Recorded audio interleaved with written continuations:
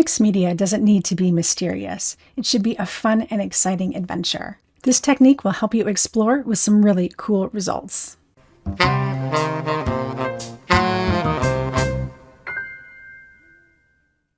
Every technique video is narrated live while I'm doing the technique, so you're getting a real-time view of how the whole process works. Pull out the supplies I'm using and create right along with me, pausing as you need. Before we get started, don't forget to like this video and subscribe to my channel. I appreciate it. To explore our embossing paste with embossing powder, I've got two different embossing pastes. I have one that is more of a foam style paste and one that is more of a plastic style paste. And the only reason I'm using both of these is to show you that either can be used in the same manner and that the results end up pretty similar. So to get started, I'll be using this paper glaze here, and this is the more plasticky paste. And what happens is when it dries, it has a plasticky feel to it.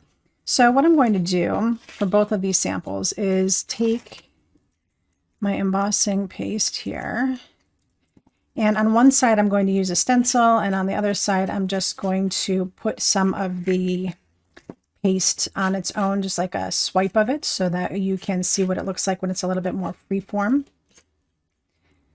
Stencils are a really big tool in mixed media projects. It's because they're very versatile. You can do a lot of different techniques with them. And they're a whole lot of fun. They're one of my favorite tools to use. So I've got my embossing paste almost completely covered here, this is good enough. And then over on the side here, I'm just going to do a swipe so you can see what that looks like when it's just kind of a random swipe. Okay, so the next thing I will do is put my embossing powder right on this. Now, if you choose to wait, you'll have to use Versamark or a Versamarker, and I'll show you that in a little bit here. So on the top, I'm just going to put some embossing powder on both of these. And you can see that I left the stencil in place, and that's to help keep the embossing powder from going where I don't want it. Because I don't have any anti-static powder down, it really would just kind of stick everywhere. So I've got a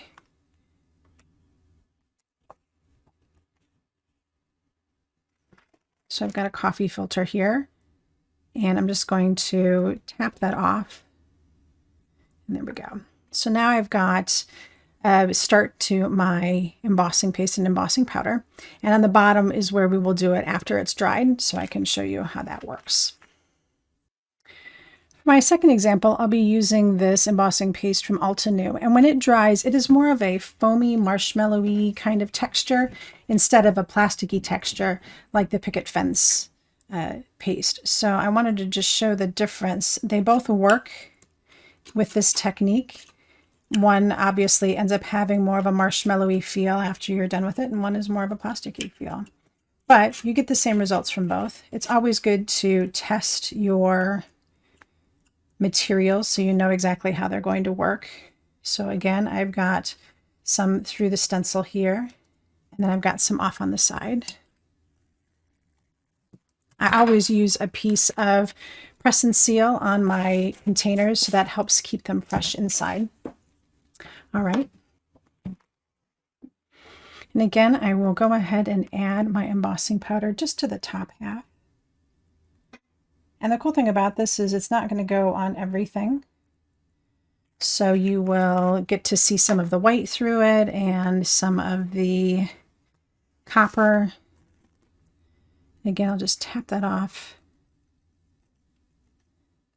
And then I can pull off my stencil and clean this up, and we'll come back and heat it up. All right, so now that I have my embossing paste mess cleaned up, I can go ahead and dry these with my heat tool. Now, it doesn't matter that the embossing paste is still wet or it might already be dry. It doesn't really matter. The embossing powder is stuck exactly where we want it. There is going to be some bubbling, which is the cool effect that happens when you heat up your embossing paste.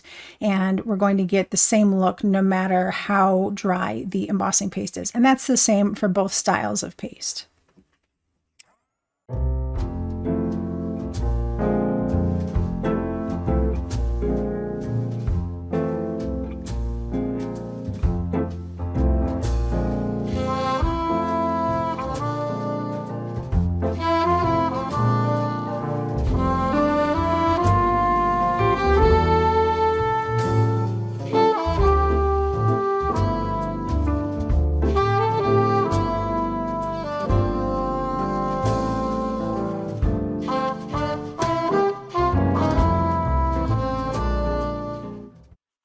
right, so both of these have been completely heated up.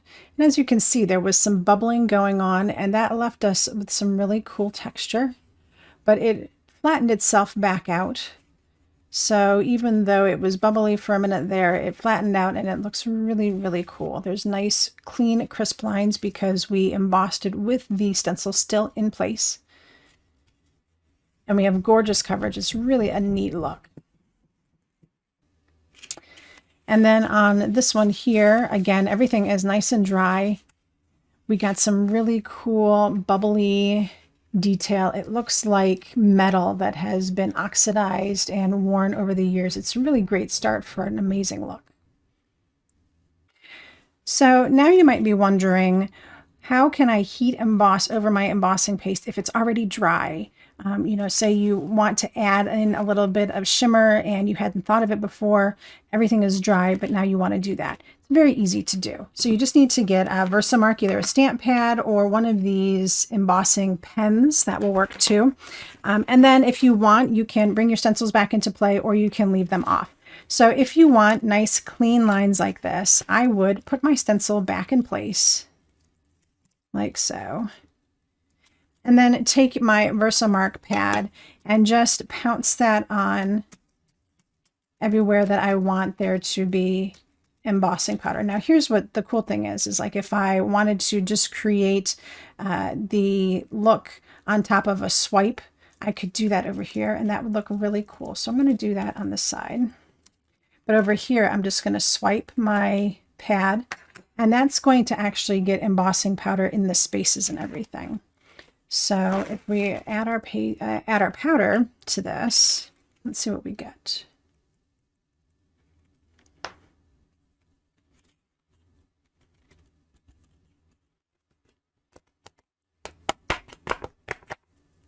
All right, so on this side, it's all going to turn copper. It's very cool.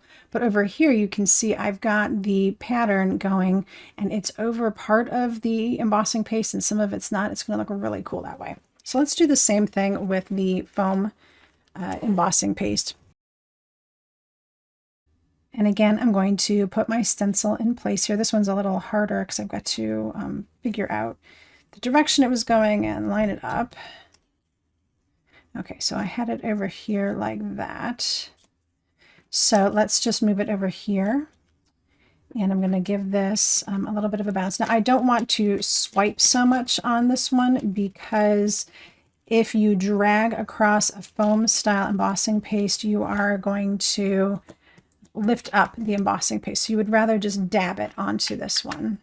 All right, so I'll take again my remainder of my embossing powder here. Just put that on top and see what we get. Add a little bit more over here.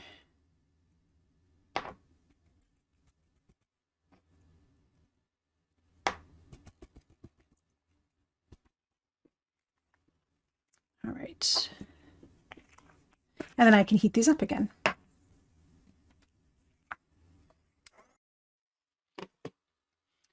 So there you go. As you can see, you get a kind of two-tone thing going on here because you have the embossing paste that gives you the pattern, but then you've got more copper in the spaces. And then over here, you can see it created the little copper outlines on top of the embossing paste to give it a unique look. And then the same thing over here. Even though this is the foam style, it works just the same. So you can add funky texture by adding the stencil on top of just a blob of foam embossing paste, or you can swipe over your embossed image afterwards and get a really cool look. I hope you enjoyed this technique and you add it into your toolbox sometime soon. When you give it a try, share it out on Instagram and tag me at NicoleWattCreates. I always love to see what your creative mind is thinking. Thank you so much for spending a little time with me today. And until next time, happy crafting.